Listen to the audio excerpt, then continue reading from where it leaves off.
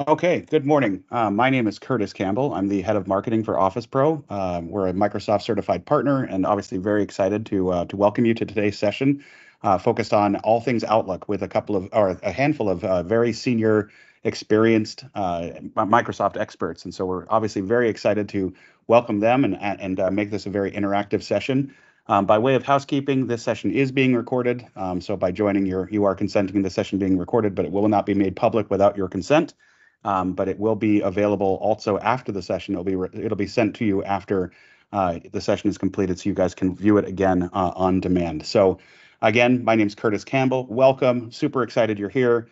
Up on my screen, you'll see we are very excited about some content that we have readily available. MCP is an acronym for Microsoft Certified Professionals. We have gathered together dozens of Microsoft Certified Professional manuals. We'd welcome you to download those, read through them. There's some practice questions, and then of course, once you're done, you can actually log the course completion in your Microsoft profile. So the fun little gamification and badging will all be yours as well at no cost. So we welcome you to go and visit this page and start consuming that content and make yourselves more productive and enjoy greater job satisfaction. So. Thank you again for joining Office Pro and my friends here. So I'm going to turn it over without further ado to my friend Lance. So Lance, it's all you. All right, thank you. Thank you very much. Welcome, everybody. We are doing all things Outlook today here on Office Hours. I have two very good trainers here that I've worked with and in a number of different capacities, as well as seeing them at different conferences that I've attended. And they're both here to discuss all things Outlook. We have Paul Pennant, is from the UK, and he is going to talk about classic Outlook. And then we have Teresa Cyrus, who is going to talk about the new modern Outlook that everything's going to. So at the end, we're going to try to have a discussion on pros and cons, which one you like and why you like either new Outlook or old Outlook. And with that, I'll turn it over to Paul to start off. Thank you. Thank you, Lance, for introducing me. So I'm really happy to be starting this session. I wouldn't call it the classic Outlook, I'd call it the real Outlook, because it's something that I've been so used to using for the last 20 years or more. And by the time I've done my session, I don't think there'll be anything else to show for the new Outlook. So we'll see how that one goes when we start off with it. So what we're going to do is I'll just share my screen. Would that be okay? Here we are. So this is the Outlook that we're all used to using. And the one thing I wanted to cover very, very, very quickly was just the ability to use categories just to make your life a little bit easier. So this is my training account here. And what I've done here is I've organized my emails by category. So if I do it by date, that's the traditional view. You can see the categories here on the right-hand side. So what I do, and it's not just my training account, I do this for real, is I like to organize my inbox by categories. When I'm training a lesson, the ones at the top, those are the ones I'm going to use first. Then if I want to show people that we've got colors in Outlook, I've got my categories there. This is my expired emails, and these are the emails I'm showing people to do with groups in Outlook, which I know you're a fan of, Lance, in terms of how Outlook is working. The place where some people use categories is in your calendar. I don't use categories in my calendar because that's a little bit of a blunt tool. So my preference is to give that a skip. However, if we go to my contacts, again, I've got these organized by category. So let's say it's organized by category now. I've got these people here. These are my best friends. So because I've organized it by category, I can start doing some really interesting stuff. So for example, I could just click on the category. Then I've got my mail merge option here. So I'm going to do a new document here. I want to merge it to email as an example. This is going to be called Lance is cool email. Open it up. It's now opened up Microsoft Word. And because I've got them categorized, like it's bringing me back to Outlook, obviously here. There's my first name. Yo, my people. I've just done a little bit of a cheat with the signature. I can preview my results. Everything's looking good. Send the email messages. And because I've used categories, it just makes the whole process of organizing everything a little bit easier. Just going back to my sent items, because I've used categories, every single person has received a personalized email, which just makes life a little bit easier. The main place I use categories is in my tasks. So here we are, we've got my task list here. And I'm just going to put in, I need to buy some milk, need to buy some eggs, need to pay for my tax, etc. So now if I go into my tax and go to my categories, I could use the categories called accounts, and you don't see anything changing there. So what I tend to do is I click on view, and instead of arranging it by start date, I just obviously arrange it by categories. So when I've got my task list, this is a really, really nice way to be able to start grouping different types of work in a similar way. I used categories on my notes as well. So this is the traditional way to do it. I'll click back on view, change my view to the list, organize it by categories. So if I need to store information in my Outlook system, icons are okay, but just categorizing things just makes things so much easier to organize. Has anyone got any comments or thoughts on categories at the moment, please? What's the best way? What's the best way to set up the categories? I mean, like you go to click on categories. It says red category, green category, blue category. How would you approach? You're looking at the colors. I don't look at the colors when I have categories. Okay. So yeah, I guess my question is, how do I go about? Okay, I don't want to look at colors, but I'm like, I got a blank slate on categories. Yeah. What's the method you say is the best to approach setting up these categories to have? There is no correct way, because it would be like saying, if I want to organize the food in my home, or I want to organize things in my garage, there's a correct way to do it. There isn't a correct way to do it. I'm just going to give you some shelves. You decide which categories you're going to start using. So for example, in my inbox, I have a category called KP. That category stands for my business manager, who's called Christina, and my name's Paul. So we both have the category called KP, and that category means to the two of us, neither of us know what to do until I speak to the other person. Okay. So you go into categories and you just start naming them. Yeah, so I'll just quickly show you here. I'm going to go back in here. And I've got my inbox here. So I'm going to go to this email at the top here. And all I'm going to do is go into my categories. And once I click on categories, at the bottom, it says all categories. Okay. These are all of the pre-existing categories I've got. I should delete some, but it doesn't bother anybody. So I'm going to click in new, and I'm going to say, I am a fan of Lance and Teresa. So I'm going to be doing your fan club for the two of you.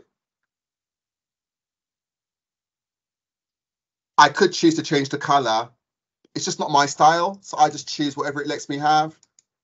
There we are. I've got the categories there. But when you get into it a little bit more, you can start renaming them. You can start deleting them. You can start having a... And then the shortcut key is like, so if I'm in the email and I want to categorize real quickly, I can have a shortcut key for that category and then just do that shortcut key and it would do it.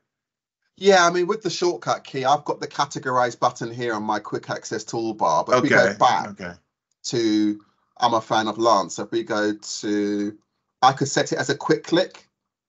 So I could set the quick click. I need to choose the one which is I am a fan of. So there we are. We've got the quick click set up. When I go back to my categories. Oh, that's good. There we are there. And Lance, I will add, think about categories, tagging.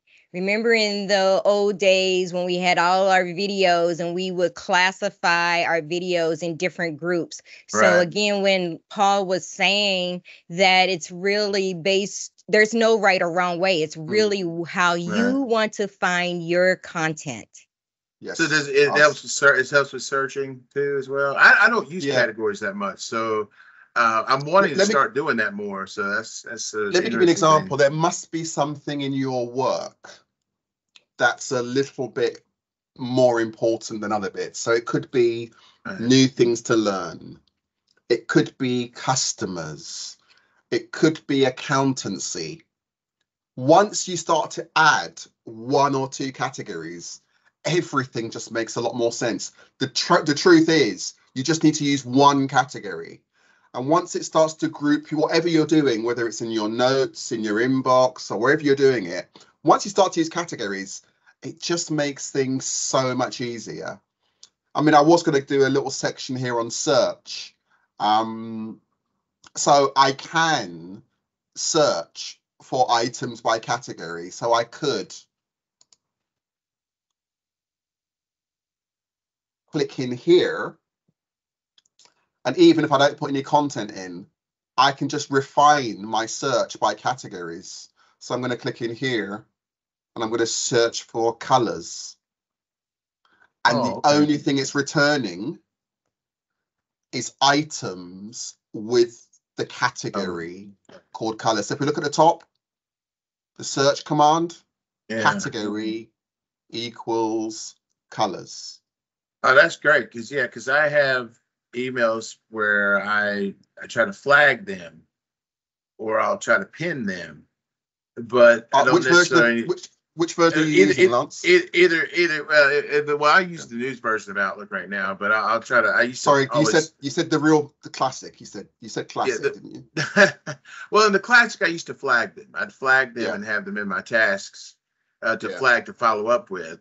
But the categories, that would maybe be easier for me to be able to search if I need to go back, because once I completed the task, I'd flag it as complete and then it just go back into the list.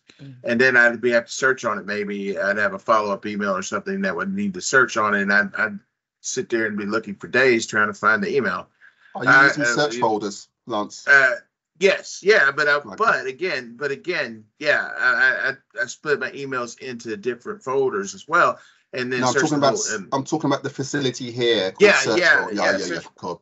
That I would have, different queries. But again, I just never. You get busy just reading your emails and doing multitasking, and to be able to categorize and make it easier is a great thing. And I'll share too, you can assign multiple categories to an email. So let's say that you have it as important and you want it up under training, that you can actually assign 2 categories to a email. So depending on what your needs are right now, you can find it quickly. Well, and I'd like to use it too. Like if I'm, I use Microsoft Loop quite a bit too. I would like to be able to have loop components in my emails and then categorize them as looped emails so that I can just go to that category. See, these are all my emails that have loop components in them. And then I can quickly search there if I need to as well. Okay. So the old version does have loop included as well. And obviously the new version, the new kid in town, is going to have loop components built into the new Outlook as well. It would be nice here's some feedback from Microsoft. It would be nice that they have include loop components in their filtering, so it's easy to find. You know how we can filter on different emails. So that's a good one. I'm gonna write that one down and give them that feedback. I think that would be great. Yeah, because if you could, just make a category called loop component, looped emails, and it just categorizes having a loop component in it. That way you can find all your emails that have loop components in them. If you got, because loop components are going to be real time updatable. So if you're sending, if you're executive secretary of your boss, and you manage his mailbox or her mailbox, and your teams that you're working with have loop components that they send the emails because they don't use, the bosses use teams. You can put these categorized, say, these are all your emails with loop components, so you can keep track of all the projects. So they don't have to go all these other places and learn all these new things all at once. And then you can, it's part of the adoption too, having them adopt different things to help them different ways to keep track. And then the loop components, you can link to Planner, you can link to in Teams channels and all sorts of stuff. So that's great. That's great. I'm going to start using that a little more. Yeah, I think that was a great one. Like I said, I wrote that down because I want to give Microsoft that feedback to add that as part of the filtering. Yeah, it's already there. Yeah, that'd be good. That'd be good. So, but great. That's great. Great start. Is there anything else you want to show us? Yeah, go ahead. No, I think that's going to be it because I've got 20 minutes. So what I was going to say is just if anyone's got any questions, I'm happy to answer one or two questions. If not, I'm happy to hand over to Teresa. Sure. Again, everyone, we will have a Q&A and discussion here at the end. Great stuff. Great stuff, Paul. Thank you so much. And Teresa, my pleasure. Thank you so much. Over to you, Teresa. I will share my screen. Can you see my screen? You can. Yep. Very good. So, happy Friday, everyone. And I have a question for you. I want to start off with a question. I see quite a bit of people here. How many of you do use, New Outlook? Are you teams? Team New Outlook, which means that you have enabled and toggled on New Outlook, you tried it, and you're currently using it. And I'm going to expand my view over here so I can see any comments. So if you using New Outlook, type hashtag New Outlook. And if you are using Classic, type Team Classic, because I just want to kind of get a feel of who's using what. So I want to just quickly introduce myself. So my name is Teresa, and I am an extroverted IT woman in technology. I'm an MVP. I'm a certified trainer, and started training like 7 years. I was a SharePoint trainer for 7 years. I've been using the Microsoft products for over 30 years. And so, yes, I've been using the product since day one. And a couple years ago, I decided that I wanted to start my own business and empower users with the transition to the cloud. And New Outlook was the inspiration for that because I knew that people were going to, have a challenge switching to the new modern Outlook. And I wanted to be there for those folks. So I am a nerdy girl. So I wanted to cover off a couple slides with you before I get into my demonstration. So there's 3 things I want to talk about. Caruana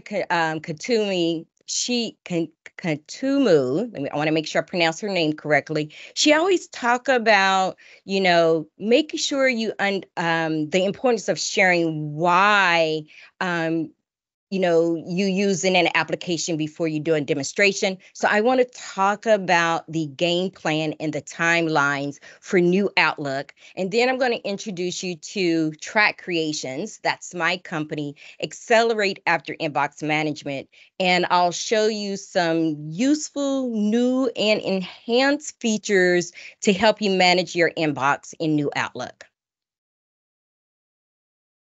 So a couple things. Get my clicker here.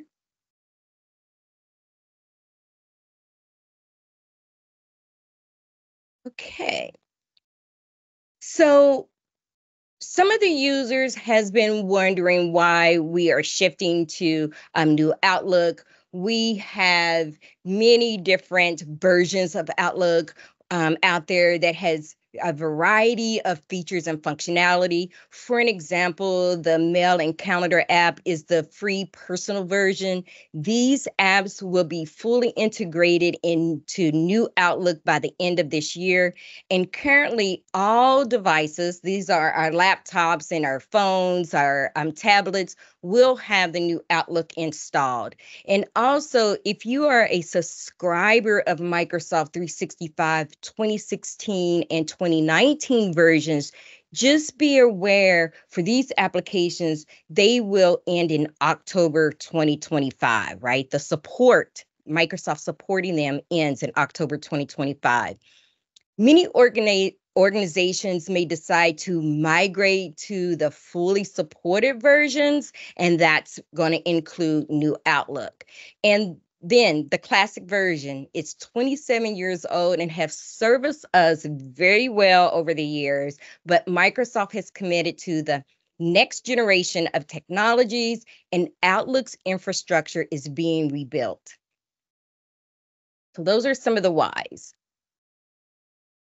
Microsoft's goal is to unify the Outlook app with, flexibility, scalability, and being customizable to align with the way we work today in this new era of technologies. So let's talk about the timelines.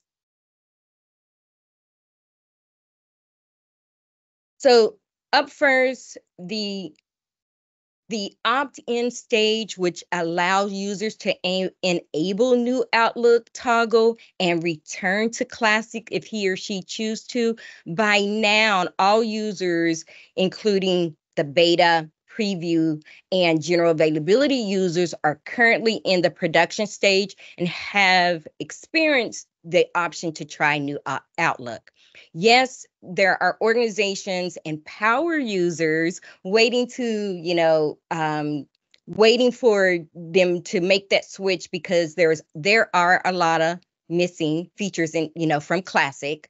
I can't go without saying that, but there are some organizations, beginners or intermediate users, and I learned that about 17 million monthly active users are ready and has moved to new Outlook despite of the missing features.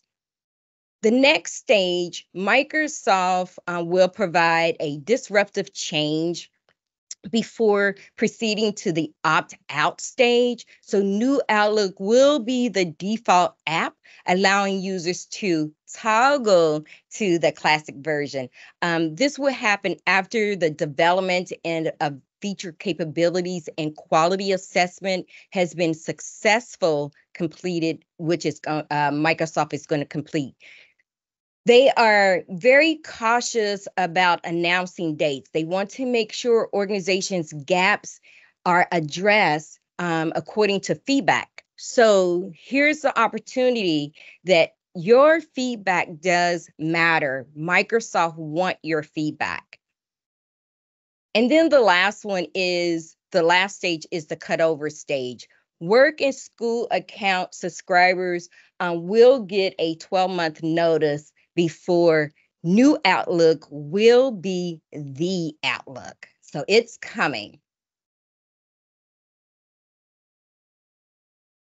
So if your organization is a early adopter of new Outlook, or you need a reason to become one, let me introduce you to Accelerate After Inbox Management. So I have a question for you. How do you actually manage, what are the 3 key actions you take to manage your inbox? Because we receive like 127 emails per day. Your inbox are flooded. You may be overwhelmed or working after hours to manage them. What are the 3 key things? Put it in the comments, the way you manage your inbox. Oh, we had a question in the chat. They're asking how long the first stage will last. Yeah, for the transition, I don't know if you could tell them about the roadmap. That might help give kind of an idea of where it's going to go? I'll go back to that slide. Here, you're talking about here, how long we're going to be in this first stage. We are here now. Microsoft has not said when we're going to go to what they call the disruptive change. Again, they want to make sure they address some gaps. Yes, there will still be some missing features from Classic, but you will get a notice before we go into. So what's going to happen is you're going to come in the office one day. New Outlook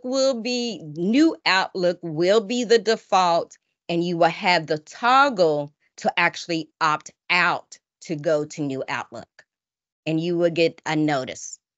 Yeah. Now, from what I've been working with a lot of companies, New Outlook is adding features. They're adding features monthly, if not weekly.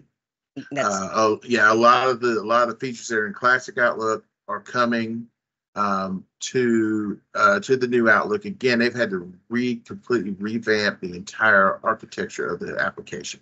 They have. They actually rebuilt it, right? So, in my mind, this is what I think. Think about, you have a classic car, and you keep adding all these new, features and functionalities based on what's new technology that we have today, right? So they said, let's just start from scratch, let's build it and roll it out. Now, a lot of people always ask, why roll it out with a lot of core missing features? And I don't have the answer for that.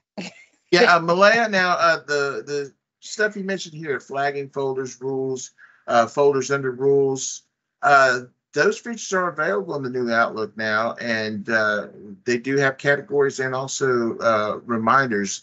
And I'm sure Teresa will show you all that here coming up soon. But all those features are available. The version you might be using that was on your desktop might not be the latest one. Like I said, they keep updating it monthly, if not weekly.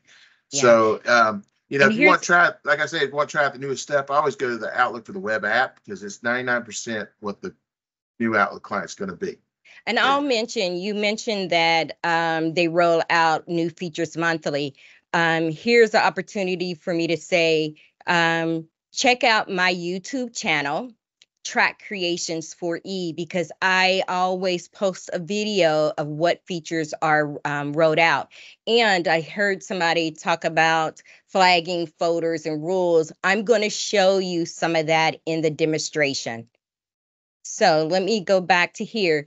So I was asking the question, how do you manage your inbox?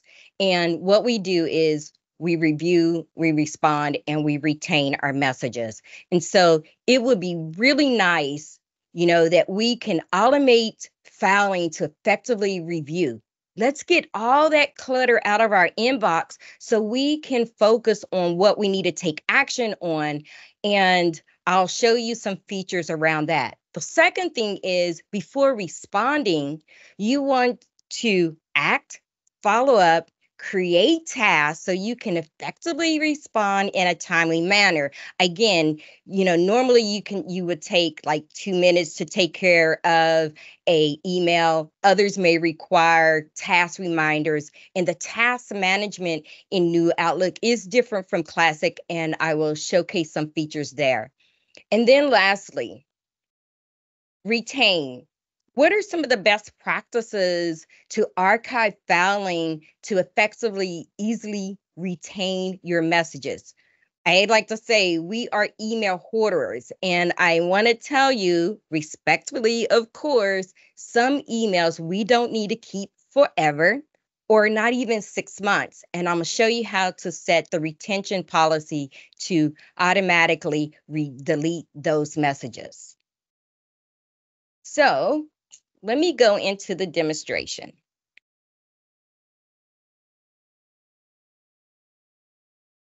Can you still see my screen? Perfect. So the one thing that I usually advise people to do is, you do have the ability to come in first thing in the morning, try the New Outlook so you can get used to it. And if you stumble and need to, I know mail merge is not available in New Outlook. There's some other quick parts are not available. If you need those features, you can also open up the classic as well. And the way to do that, I'm in Windows 11, by the way. Just type in Outlook, and you will see the Outlook app icon as well as new Outlook. So you can actually open these. Now, I don't recommend that you have them side by side way I have it on the screen, but I just want you to see that you can open these up at the same time. Okay, let's get this here. So I had mentioned that automate filing to effectively review. You guys already have focus in other in classic. One, important emails. You can train Outlook to stay in your focus, and stuff that you don't need to see right away will be in the other tab. So you're already aware of that. One of the things that I like is the sweep command. I may have, oops, I've already moved it. I may have a bunch of emails from this particular vendor. You can choose multiple ones if you want to. And I can sweep. I can say move all these messages from the inbox, and I want to move them to a folder of my choice, right? Think about you're on vacation, you come back, you have all these emails, you want to tend to it later, you want to clear it out. This is what I call the ad hoc move. The other one is, what if I say, hey, I want to move all emails from this vendor, vendor, and all future ones. So automatically, anytime it hits my inbox, it would automatically go to the folder of choice. But what if you say, hey, I just want you to keep the latest version and move everything else? So just think about it. If you get something weekly, it will stay there until the following one hits again, and it would move in. And then you have the one that sits in your inbox for 10 days and automatically be removed. I think 10 days is a little bit too long, but nevertheless, you have that option. So that's the sweep command that's going to help you automate your filing and clean out your inbox. So that's one. The next one is the rules. And so let me go here. So number one, I have a category, and I'm going to talk about that in a minute. You can add categories under your favorites in New Outlook, so I easily can get to those emails. Also notice it's telling me the location of these emails and what folder that they're in. So that's nice. But let me show you how you can create a rule. So I'm going to just manage, and I'm going to open this one for the sake of time. Let me mention this. If you have multiple accounts, that you can easily manage the rules for any of these accounts just by switching them. I can go to Nestor and create any rules, or I can go back to Adele. But let's take a look at this, because Microsoft has really simplified the way you create rules. But I have to mention, I always like to tell you best practices and limitations, that these rules are only for what's going to hit your inbox, not sent. I know power users in Classic also create rules for sent. So inbox only. But you easily just come and choose your condition, and to make this wider. You can choose people, your name, your subject, keyword. So very similar to Classic. And I want anything that comes from this email address. Well, I want to categorize it. So I choose an action. When you can move, you can copy, you can pin to top. So I know that Lance is going to send me some important emails. I automatically want to go to the top. And I'm going to talk about pinning in a second. But you can create your rules. And I'm just going to say another action. I want this to be moved to my temp keep folder. I'm going to run it now, and I'm going to save it. That's simple. Before, a lot of people used to be intimidated by creating rules in the classic because they gave us everything that we ever needed, right? And power users took advantage of it, but some of the avid users wouldn't even touch it. They thought it was a bit much. So that's the third way to automate your filing. I talked about focus, and other, sweep command, and rules. What are some of the things that you can do to act, follow up, and create tasks effectively? So notice I have these emails. So for my demo, I will mark things and I want to pin it to the top because it's easy for me to get to it. I don't have to scan and look for those emails. So hover over email, hit pin. The thing that is different, a lot of people used to use the flagging to help them. Well, what's different with flagging? I have to go search for it. Up there it is. Now I don't have to worry about doing that. Couple things around filtering. So let's say I'm going to filter. Let's say that I'm a leader and I've been in meetings all day and I want to quickly follow up on anybody sending me any calendar invites. So now, this was new, by the way, this just got rolled out this month, that now I can easily come in here and look at all my calendar invites that's in my inbox and take action, right? If you choose an email, an RSVP that has already taken place, and I'm going to open this one, I can also easily come in and follow up. I can schedule a next meeting because say I didn't get to be there. I can reply to an organizer. I can reply to all attendees, and you can easily do that. Couple more things around filtering. Let's say I'm looking for Nestor. So they've improved the way you search or filter. I now can say I'm looking for something from Nestor that has files in it, and it's going to look at it. Oh, well, maybe it wasn't in the files. Maybe it was on Teams, and it would go find it.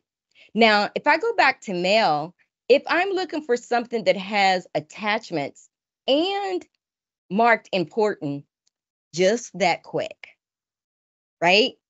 Like, give me some thumbs up. What do you guys think about that? These are just some enhancements that has been made in new Outlook. So let me go back to, I want to talk about categories. So with categories, I can scroll through. I see this one. Notice that I've already added to my favorites because this is something I need to get to right away. I could either click on it from the message pane, and I can see it's telling me that these are in my inbox, or training. I'm looking for that. These are in my inbox. And we just recently moved all of our security here. So nice way. I'm going to go to my personal email right quick. This one here, MVP communications. I want access to these emails that come through from different people. You could see there's over 800 of them. I've created a rule, number one, to say anything that comes from these different, because there's multiple email addresses, come into this one folder.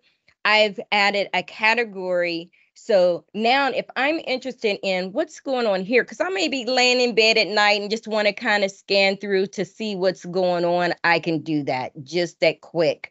And again, come back and hit exchange. What's all up under here. And I can, again, review. I had hit these for privacy purposes, but I can come and look and see what interests me and get rid of them. That's how I like to use categories today in New Outlook.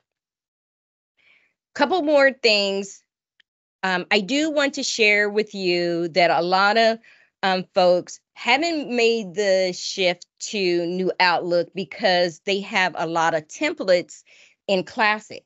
Well, just this month, Microsoft has given you the ability to not only save, and I'll show you how to save it in a second, but you can save an email now and it goes, I had it originally go to my downloads folder, and I can open these email now. We didn't have that ability before. And like I said, this just recently rolled out. So you now can do that. And let me go back here for a second. And to do that, all you do is right click on an email, hit save as, and it would go to your downloads. So the next one is, you come back over here. Folks said, well, I can't open my templates. Now I've created me a shortcut to get to my templates, which is the path, username, app, roaming, Microsoft, and templates. Well, here's that template, OFT files. I open it.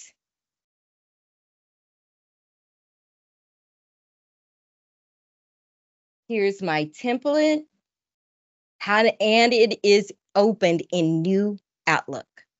So a lot of folks was not making that change because they didn't have access to their templates. Now you do. Okay, we're still on act, follow up, task, and effectively respond because our templates help us with that, right? So now it's available to you. A couple more things under this category. So let me click on my training categories. I'm going to come up at the top and click on my day, which is part of the task and the to-do. I can do a couple things. I can take this email and just drag it to the calendar. Because when I drag it to the calendar, I know that every week, every Friday that reporters do, every Wednesday, I reserve an hour to take care of that email. And there it is. I was going to say, it didn't pop up. So I can go ahead. It does not create a task because it's on my calendar. But here's what's really important, folks. Make sure you turn this off. Make sure you turn that off. Remove the person's name because they'll get an email. The other one is that you can just drag it and you can create a task. So here with the task, you have a snapshot of your task listed here. You can switch between all your multiple accounts.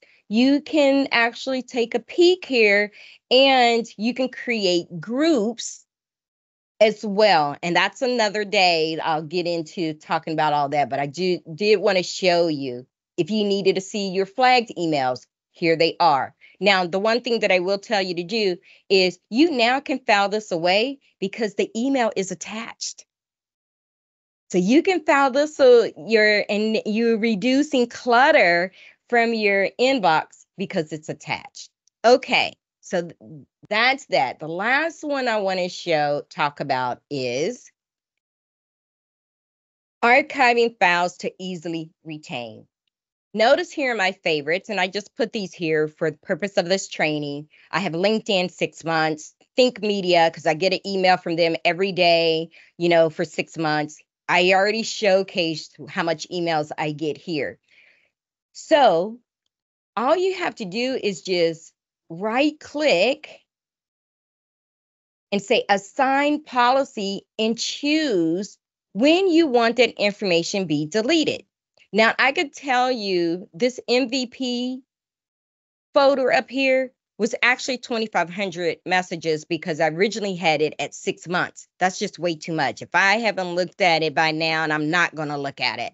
And so I reduced it to 3 months, that anything after 3 months, it will automatically get deleted. One last thing I would show you is under View, Settings, you can search for different settings that you may not know. Remember how we used to click on each one of these and we would scan through them to try to find what we're looking for?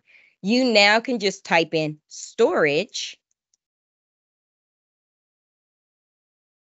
and it tells me. So it's letting me know it was under accounts and storage.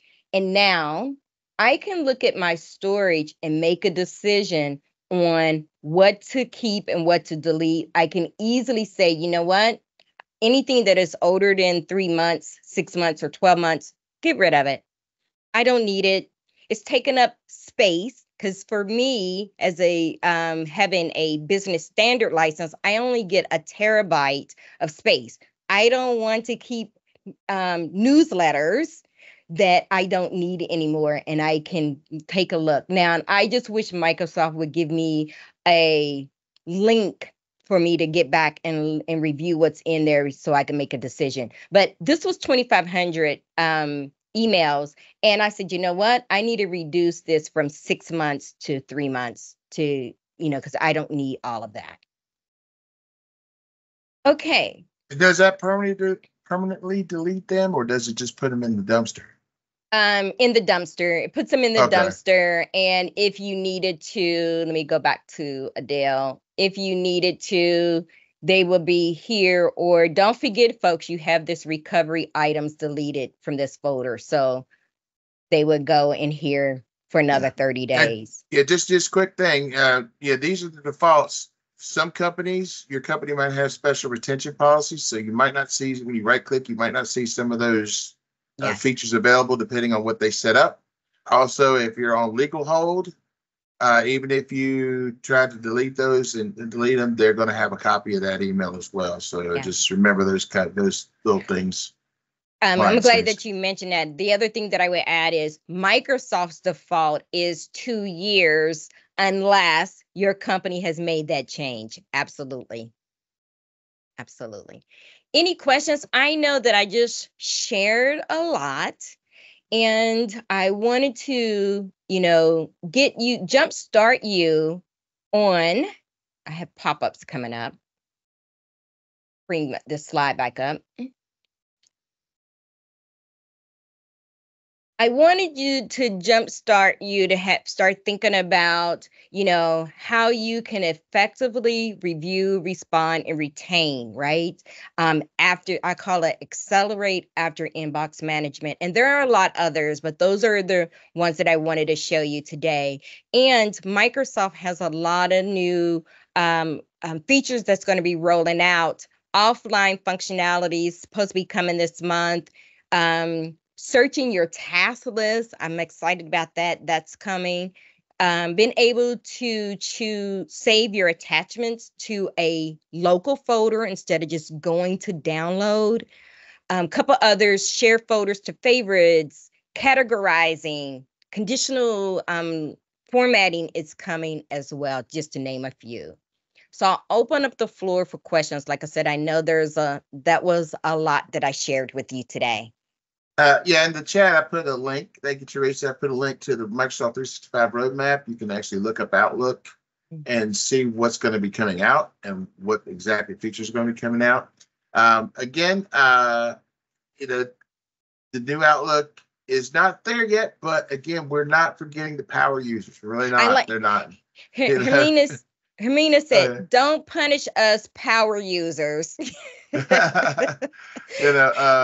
Again, features are coming, right? So keep in mind, that's why I wanted to start out with the whys. Keep in mind, they built the new Outlook from scratch, right? And so features are coming. Hermie,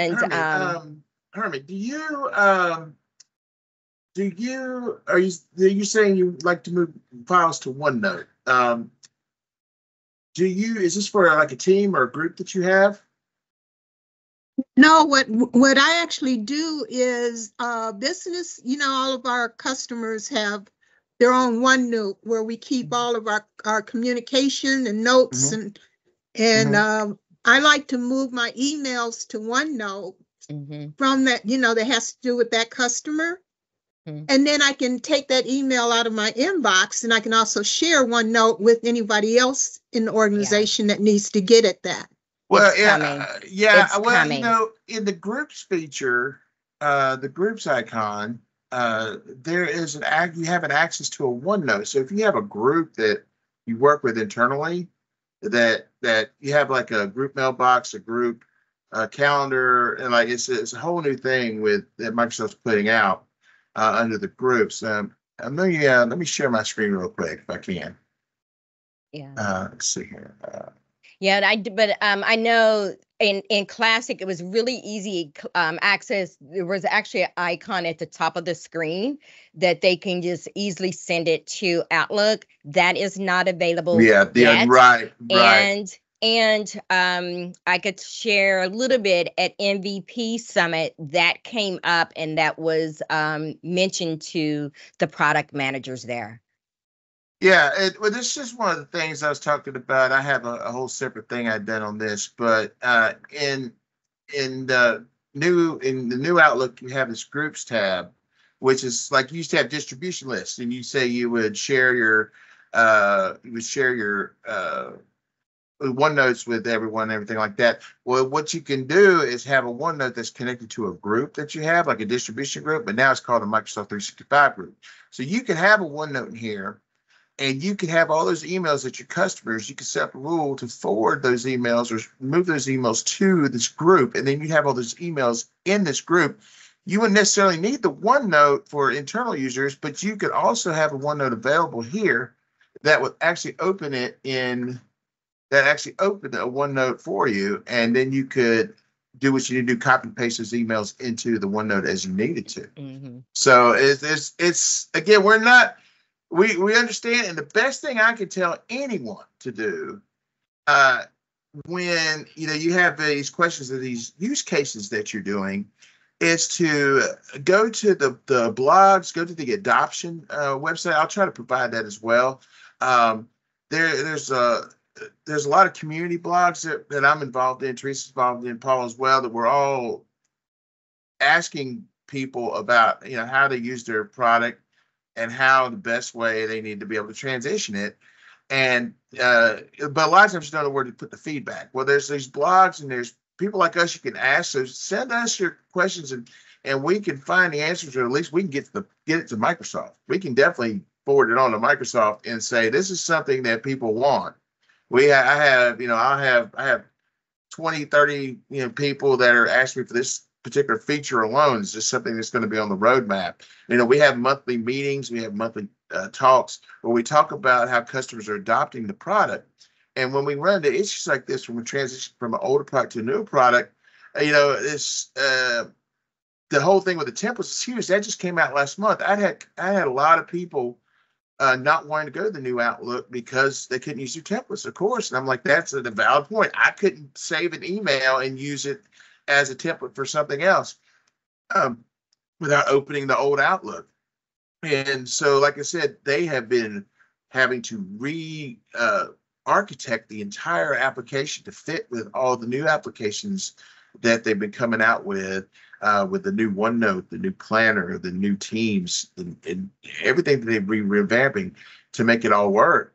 And I will also mention is Hamina, up under the help tab, click on the feedback, give them that feedback, because it was shared with us that they do look at the feedback, and especially they do it for all applications, but right now they really want to hear from the end users how you're using it. And I'll give you a little bit of coaching on how to provide feedback, because where I'm on Tech Community, my YouTube channel, people just vent, right? They just vent. They're not always nice. So make sure that you tell them this is new Outlook, what application that you're using, new Outlook. You want to state what you cannot do and what the suggestion is, and then and provide them that, because the more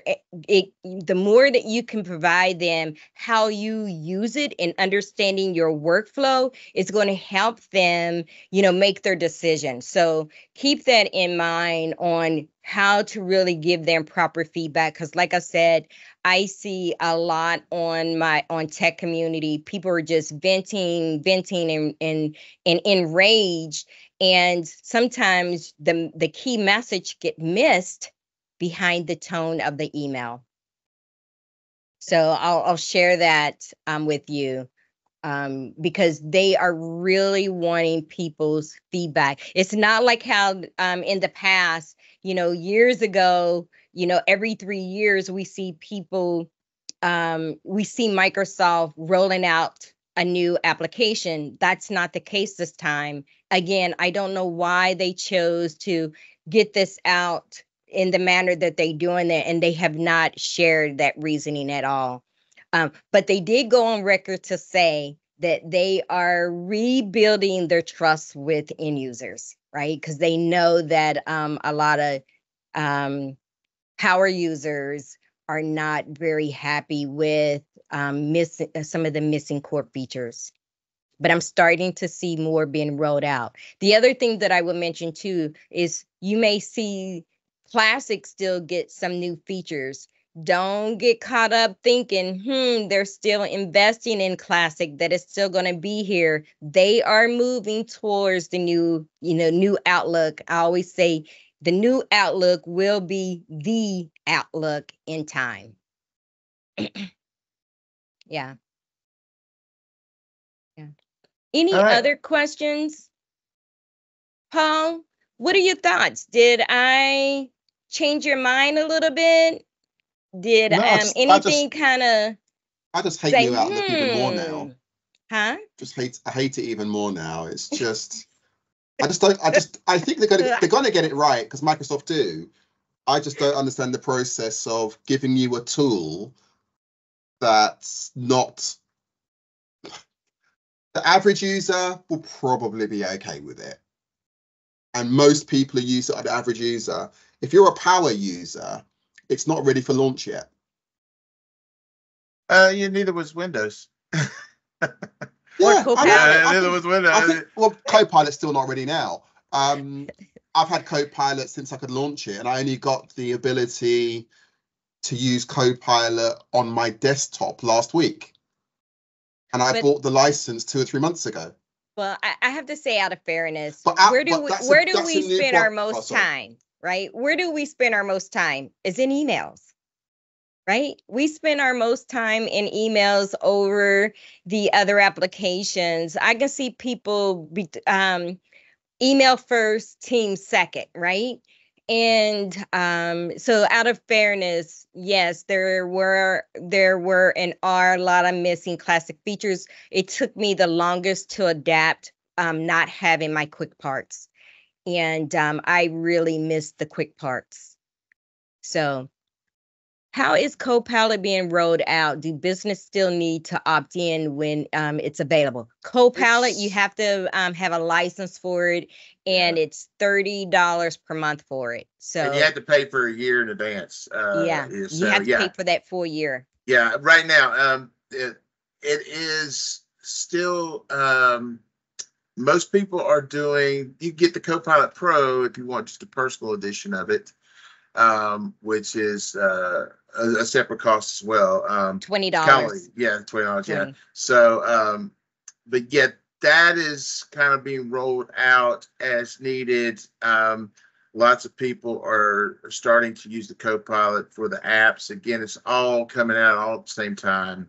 I have been working a lot on Copilot and working a lot on the Copilot integration. There's a lot of chatter in Microsoft with that. There are going to be people that come out with custom Copilots. But again, if you're looking at it as a company, you have to take in security, compliance. You have to make sure that the responsible AI initiatives are being followed, which Microsoft has set those.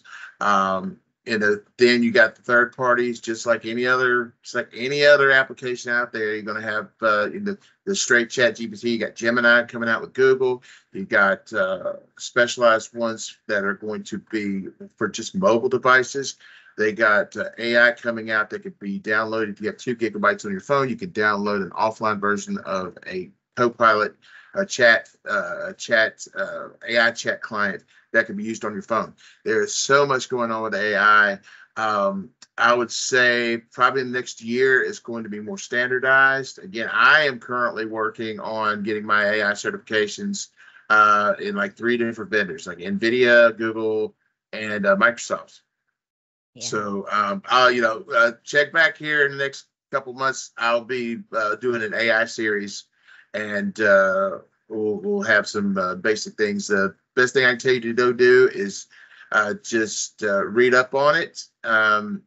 Go try it out if you can with the different ones. Like I said, the Copilot Pro is $20. You don't have to buy all that in advance. You can do that and just kind of read up on the basics of how to prompt, which is how to talk to it, and how to get the answers you want. There's a lot of stuff on LinkedIn that you can find that's good information, that is not just rampant. Everybody's saying this, that, and the other about it. It's actually vetted and actual good information to follow up on. And feel free to ask anybody about that. So basically the basic version is on the Edge browser. That's correct. Yeah, it's the basic version. They're trying to roll it out and make it available to most people. It's been done responsibly by Microsoft. They've been actually working on it for a very long time before they just released it. And it's still, like Paul said, it's still not there yet, but it's getting there. They just started releasing the computers that have the separate chip that actually works just for the AI. They have an actually separate computer chip, a GPU, that will be on the motherboard that will show that would work just for Copilot or just for whatever AI you're using. So it's it with Copilot with Outlook again. It's going to be for people who have licensed. Copilot in Outlook will be available to the classic version as well as the new Outlook and web. So that would be available. Right now, there's really 2-3 things that you can do with it. You can use the draft with Coach, as well as this draft and summarize an email. That is awesome. Both are very cool. If you got a long newsletter and you just want to know what it's about, it'll summarize your email very quickly. Yes. And it's really great how it's integrated. The writing feature, actually, we were trying that today. I didn't like it. They didn't like it this much. We actually got a better response out of Chat GPT. But again, I mean, it's an evolving thing. So AI is a probability. It's our future. It's our future, though. It's our future. So anyway, any other questions, anyone? All right. Well, we're at the top of the hour. Thank you, Teresa. Thank you, Paul, for your time. We will go ahead and close this out. I thank everyone for attending. We will have this video available. I'm sure Teresa will have her video available and Paul will too, for the stuff they showed, so you can go and revisit that as well. I will have a post of the session as well.